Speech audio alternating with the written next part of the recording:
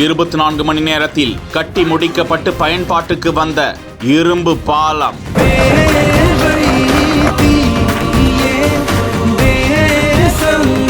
இந்திய ராணுவ வீரர்களின் அசைக்க முடியாத பலம்.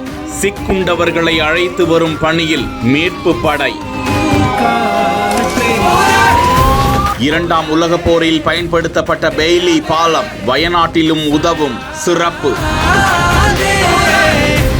கேரள மாநிலம் வயநாடு மேப்பாடி பகுதியில் உள்ள சூரல்மலை முண்டக்கை பகுதியில் மண் சரிவில் சிக்கி 280க்கும் மேற்பட்டோர் பலியாகியிருப்பதாக அதிர்ச்சி தகவல் வந்துள்ளது.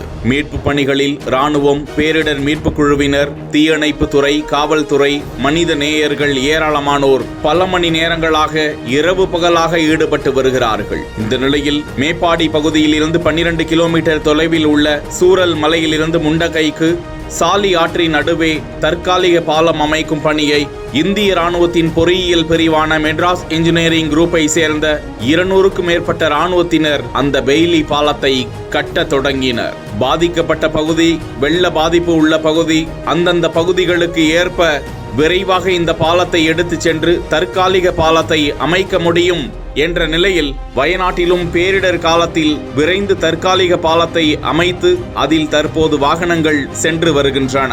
2ஆம் உலகப் போரின் போது பிரிட்டிஷ் பொறியாளர் சர் டொனால்ட் என்பவர் இந்த தற்காலிக பெய்லி பாலத்தை உருவாக்கினார் என்பது குறிப்பிடத்தக்கது.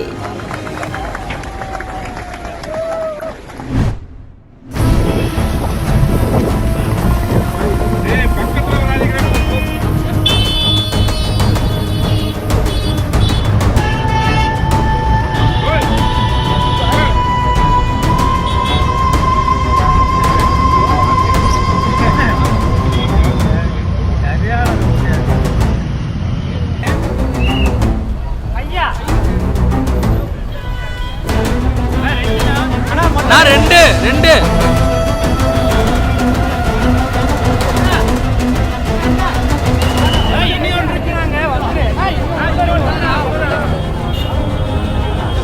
இன்னொன்று